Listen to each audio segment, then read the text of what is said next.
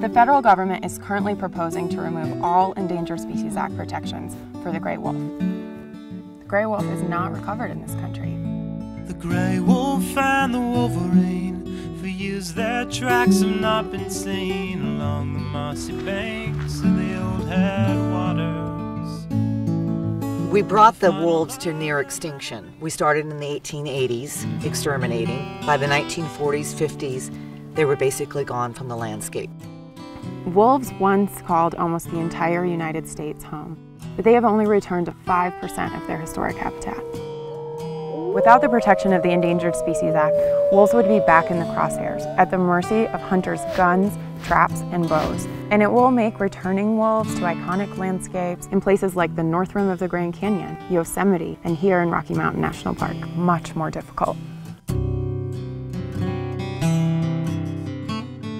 The wolves are an integral part of the whole landscape and the whole ecosystem. So we're inside one of the exclusion fences in Rocky Mountain National Park, and if you drive around the park, they're everywhere here. And they're here because the elk and deer populations, in the absence of wolves, are totally overpopulated.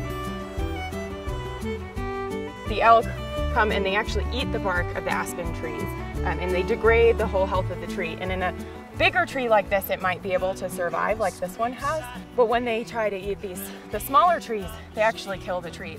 So outside of the exclusion fences, you see barely any young, new aspen trees, and only inside of these artificial fence lines are there new trees like these behind me.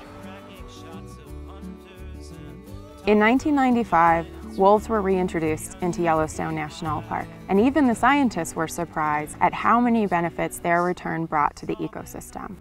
The elk and deer populations were brought back into balance.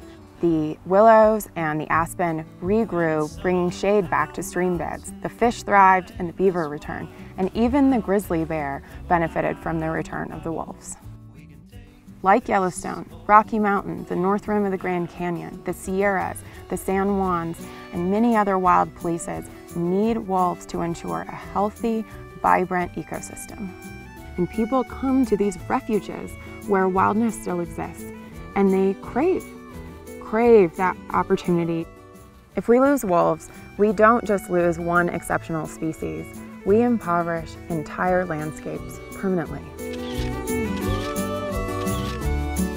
Please join us in standing up for wolves. Tell the federal government to keep the gray wolf protected under the Endangered Species Act until they are fully recovered.